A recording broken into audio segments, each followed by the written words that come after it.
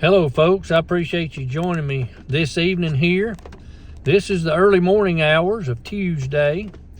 We're up here getting ready to feed the chickens and get them turned out and all that good stuff. Check on Rudy and Sammy. Get the quail fed and get some water in there to them. It's a cold 34 degrees. We got some light rain falling here. Temperatures in the mountains are below freezing, folks. Winter weather advisory, I'm sure. They can't be anywhere close to our temperature. I'm sure they're 8-10 degrees colder. So that brings to mind that we're working on still trying to continue to get any and all donations possible into Prince Propane, into the propane fund. And this will enable us to get these folks through Christmas.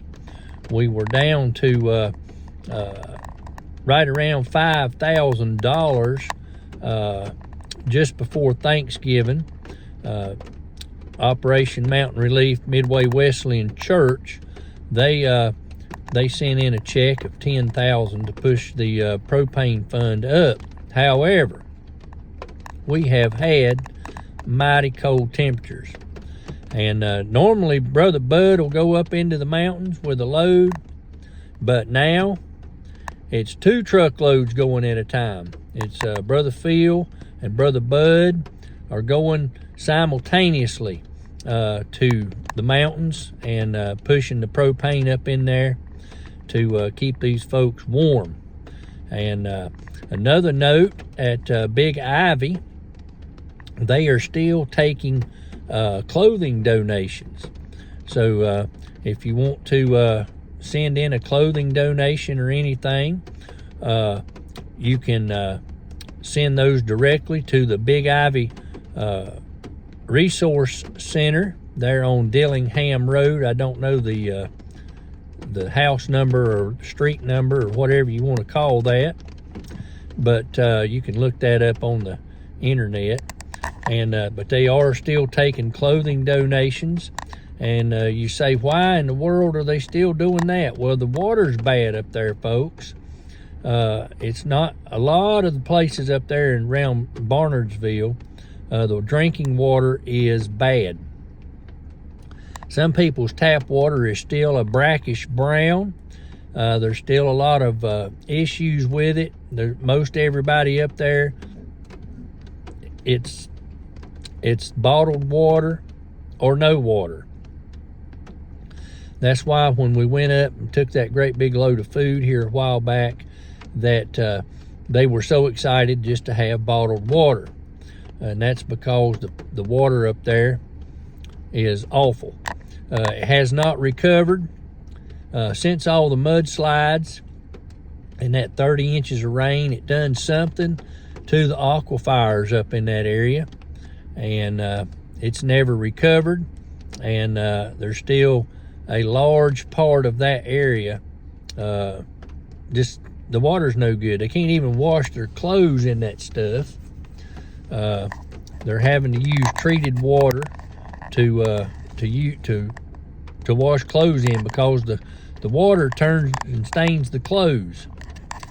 And another thing is the laundry trailer. It's doing what it's supposed to do. There's a lot of people using that laundry and shower facility trailer there at Big Ivy, and we've got a big old propane tank hooked up to it so that there's hot water for them, and that type of thing. Another bit of information I wanted to put out there, that December the 13th, the Central Global Methodist Church is planning on sending up a work team to start family number 16's home there in, I think the actual address is in Weaverville, North Carolina. And we're going to be going up and doing some work on it. I'll try to get some more information on that, on the needs of that's going to be going on that day, and see what we can get accomplished. and that type thing. But the big concern is making sure these folks have got water and they're warm and food. So if we can accomplish those things, we will have succeeded in our second winter up in the mountains there in western North Carolina to keep these folks alive. Because without, especially last year, without all you folks helping, there's no telling how catastrophic it could have been with all those people in tents and things. And you know, it was just amazing that the number of people that came together to help from all over the world. And we're seeing now that a lot of donations are falling off.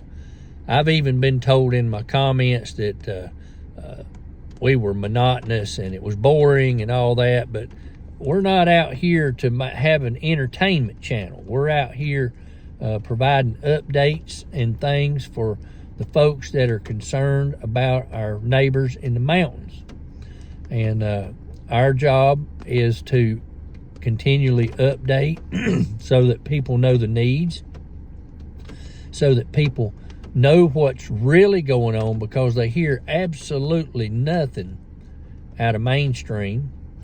And we have an obligation, folks, to love thy neighbor. And you know, they're not getting help from any of this massive amount of money we pay in taxes. If you saw last night's video on the $120 million DSNAP, if you've not seen that video, look at it. It's going to make you mad. One other note on that from last night that I did not put in there, that illegals can get DSNAP. They are receiving it. So I did also finally get a number. Actually, Holly found it, that there was 68,000 people that was actually taking advantage of the DSNAP program. However, the majority of the people that were pre-registered, already enrolled, were those already in the system. So we did not and could not get an accurate number of any sort whatsoever of anyone that went on to that one time for 1 month amount of food voucher, you might want to call it, to restock what they lost. And the period that they was having to use, the 6 days, and they extended it 1 day, bless their heart, for that program, with people having lost everything, how you going to buy up a bunch of food to stock in a tent? Now, I did find out a little bit later through more research, they make it very difficult. You had to have spent this 1 month voucher by July of this year. But that took some digging to get that information. It was very, I would say it was very shrewd in how they went about to let people know about that program. And then to get information was very difficult to everything. And, you know, there's a lot of vague stuff in it too. Qualifying for this, qualifying for that. You know, the only qualification it should have been was, I need help. These people's paid all this money in years and years and years in taxes, and taxed for tax, and paying taxes on top of taxes, and they put out all these prerequisites of you got to qualify for this, you got to qualify for that. Well, only thing that's going to do is enable people that's too sorry to work to get more free stuff. And it's the working man has no chance on getting anything, because he's been issued a Social Security number and he has a work history. So if you have a work history, you suddenly don't qualify for nothing. They want to advance and give to those too sorry to work. That's what I see. Well, folks, I appreciate you joining me here this evening on Deep River Farm. I wanted to touch base with you a little bit and talk with you about some things that we have got going on, and let you know a little bit about that. And that is that we have a deal here where we wanted to talk with you about Hurricane Helene and the effect that it's had on our children. And we're 1 year after, about let's see, we're going on 15 months. We're definitely 14 months in, but we want to talk about what's going on with our school children. And we have a number that's been put out by the Associated Press that roughly 2,500 children are homeless in western North Carolina. And that number is being researched and has been researched. And this comes about from children not having standard housing. There are many of them, we've talked about it, being in tents, being in sheds, being in campers, being on couches, living in other people's homes, and that type thing. And we've talked about all this, and now we're starting to get some numbers out of how many children are actually homeless in the state of North Carolina. One of the information that we got starts in Swiatocho. It says there was a 12-year-old little girl visited the ruins of her home after Hurricane Helene, and she had to tightrope across a wooden beam to reach what was once her bedroom. Knots of electrical wires were draped inside the skeleton of the house, and this is months after the storm. Light filtered through the breaks of the tarps over the windows, and she said, all I can think was, this isn't my house. And she had begun staying in her grandparents' basements. Thousands of students across western North Carolina lost homes a year ago when the hurricane hit. Some of the most vicious floods, landslides, and winds that have ever been seen in the state's Appalachian region, once considered a climate haven across the state. More than 2,500 students were identified as homeless as a direct result of Helene, according to the state data obtained by the Associated Press. Now, folks, let's just take one quick note right there and note that said students. That did not say those that are not yet in school. That is a known number of students that have been identified, according to the Associated Press, of being homeless. There are some points where people just didn't want to talk to the little girl about the house, or just like talk to me at all, and that has made her upset.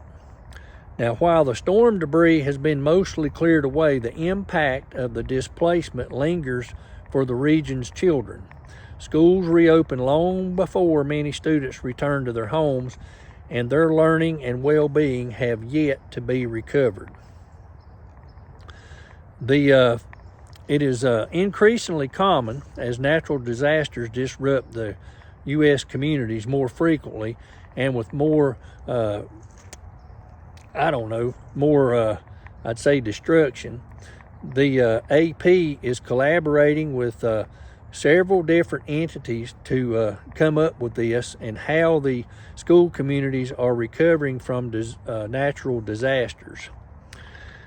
In North Carolina mountains, the challenge of recovery is especially acute. Many families in rural, low-income areas already deal with the challenges such as food insecurity and rent affordability.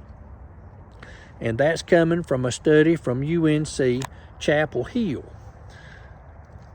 I would almost argue, this professor says, they don't get the opportunity to recover. Now, that's pretty stout right there. I would almost argue that they don't get the opportunity to recover. Another lady has said, after Helene flooded her rental home in Black Mountain, her 2 teenage grandchildren had to leave behind nearly all of their belongings. They lost their bed, their clothes, their shoes, their book bags, and other possessions. The family lived in a motel, a leaky donated camper, another camper, before moving into an apartment in June. So they've been moving around like a revolving door. A school bus aide at Asheville City Schools struggled to heat the camper during the winter. Her grandchildren kept going to school, but it was not top of mind.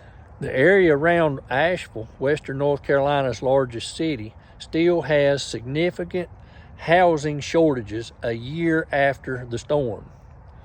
Another family had to split up to find housing. Helene left their trailer home in Swiatocho uninhabitable, and money from the FEMA wasn't enough to cover renovations. Well, imagine that. And there was no insurance payout. Some of the relatives went to stay at the grandmother's apartment while her older brother lived at a friend's house, and eventually the little girl was able to move back with her mother to a room at a hotel where the mother was able to obtain employment. Ain't that something, folks? Work for a place to live. At one point, the little girl says she's still frightened by rain and thunder. When the rain actually got pretty bad, she said, I didn't get scared for a while, but then things changed. You know, Helene damaged more than 126,000 homes or destroyed, knocking out electricity and water for weeks, if not months, and many are still without power. The destruction of local infrastructure also closed schools for large stretches of time, and a barrage of snow days exacerbated the schools' time out for even more class time. In rural Yancey County, which has approximately 18,000 students, they missed more than 2 months of school last year after the storm. Now, the displaced students spread across North Carolina, and after the disaster, it's common to see a surge in students living in unstable temporary arrangements, sleeping on couches, staying in shelters, doubling up with another family, living in basements. According to research, the Center for Transformation of Schools, those arrangements qualify students as homeless under federal law. Yancey County saw the highest percentage increase, the number of homeless students, to 112 over the last school year. All but 15 were homeless due to Helene. Some students enrolled in other school systems, at least temporarily, and others have never returned. Now, think about that. Others have never returned. But let's think about why they have not returned. A lot of it, folks, is having to go up and down the mountain on driveways and roads that's been completely washed out, bridges washed out, and they're having to cross the creeks and the rivers to get back and forth to school. And we all know that during the school year, the water temperature gets mighty cold. And when you're having to cross a river, you know, knee deep or more, you're not going to cross that thing because it's just too cold to do so. So that's what you got to think about. Then you have accessibility to the to get to transportation if you live in that area. you know, you may have a way to get to the main road, but it might be a 3-mile ride on a side-by-side around the side of a mountain down a sawmill road, and having to deal with snow, ice, and rain. And two, we are hearing that some of the young people are also trying to work to help pay for food, housing, and other things because rent is so expensive in homes in Western North Carolina due to supply and demand. And it's just a huge housing shortage. So those that are teenagers and things are having to work to help the family survive. We're also seeing, as that article mentioned, multi-generations living under one roof with large numbers of people living in homes, and also, you know, staying on the couches, in the spare rooms, in the basements, and other locations. And those residents are also some damaged. We're seeing people that have no heating system in the home, relying strictly on wood-burning stoves or buddy heaters just to stay warm.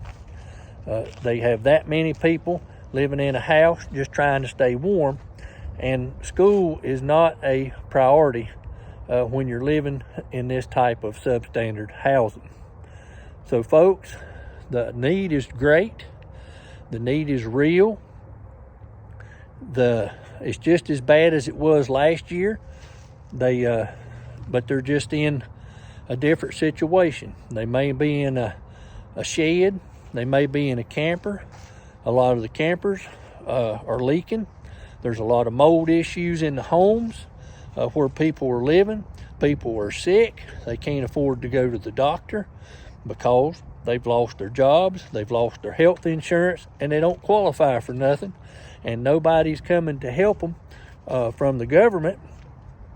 And you know, they're just trying to survive. And until they can get on their feet somewhat, they're doing the best they can. And that's why you have all these nonprofits like Appalachian Reclamation Coalition, Operation Mountain Relief, and Helping Hands, and others, Emerge Ministries, trying to come in and help those people to try to at least get them propped up long enough for them to be able to get back on their feet. Well, folks, thanks for watching this evening. I hope everybody has a blessed day. It's kind of damp and rainy out here, and we're going to get in the house where it's warm. It's pretty chilly. You can probably tell I'm shaking a little bit, and we're going to call it a night. Hope everybody has a blessed day. We'll see you on the next video.